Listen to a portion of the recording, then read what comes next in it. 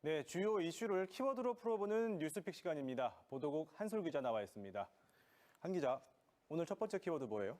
네, 첫 번째 키워드 내 돈의 출처입니다. 그제부터요, 부동산 규제 지역에서 집을 살 때 준비해야 될 서류가 늘었습니다. 네. 집 살 돈을 어떻게 마련했는지 내 돈의 출처를 적은 자금 조달 계획서인데요. 예. 기존에는 규제 지역의 경우에는 3억 원 이상, 비규제 지역은 6억 원이 넘는 집을 살 때만 이 자금 조달 계획서를 내면 됐습니다. 네. 그런데 이제는 관련법이 시행되면서 집값과 상관없이 무조건 내도록 바뀌었습니다. 이제 규제 지역이면 금액에 상관없이 모두 계획서를 내라는 건데요. 대전과 세종도 여기에 해당합니다.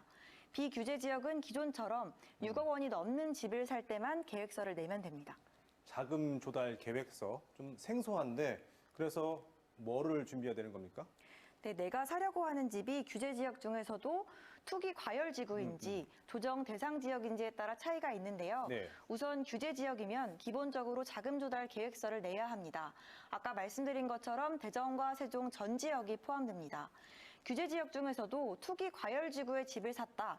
이러면 계획서에 적은 내용이 사실인지 증명하는 서류도 내셔야 합니다. 지역에서는 대덕구를 제외한 대전 4개 구와 세종시가 여기 해당하는데요. 이게 만만치가 않습니다. 종류만 최대 15가지인데요. 예를 들어서 원래 살던 집을 팔고 예금의 대출, 또 부모님께 받은 돈을 보태서 집을 사겠다 하는 경우를 보면요. 예. 우선 기존 집에 대한 매매 계약서, 그리고 내 돈에 대한 예금 잔액 증명서가 필요합니다.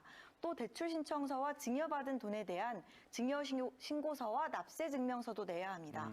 즉 기재한 항목에 맞는 증빙 자료를 내야 되는데 자세한 내용은 국토부 홈페이지에서 확인할 수 있습니다. 예. 종류가 많다 보니까 당장 준비하기 어려울 수 있는데요. 그럴 땐 우선 미제출 사유서를 낸 뒤 이후 신고관청에서 증빙 자료 제출을 요청하면 응해야 합니다. 네, 당분간 좀 집 사기 좀 복잡해졌는데 이거 안 내면 어떻게 됩니까? 네, 계획서를 내지 않으면 불법 행위 여부에 관계없이 과태료 500만 원이 부과됩니다. 예. 또 나중에 집중 단속 대상이 될 수 있고요. 또 계획서를 허위로 적은 경우에도 향후 자금 출처에 대해서 조사가 들어왔을 때 추징금이 부과될 수 있습니다. 법인이 주택을 살 때는 개인 간 거래보다 신고 기준이 더 엄격해졌는데요. 규제 지역 여부나 금액에 상관없이 무조건 자금 조달 계획서를 내야 합니다. 어디서 얼마짜리를 사든지 자금 출처를 밝히라는 건데요. 증빙 자료는 개인 거래와 마찬가지로 투기 과열 지구에서만 내면 되고요.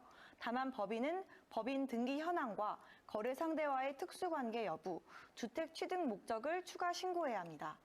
예를 들어서 아버지가 아들이 임원으로 있는 법인의 집을 팔면 편법 증여일 수 있는데요. 이런 꼼수를 막기 위해서 법인 거래는 더 엄격하게 들여다본다는 겁니다. 예, 결국 이 투기 수요를 좀 억제하겠다는 건데 어떤 결과를 가져올지 좀 지켜봐야겠네요.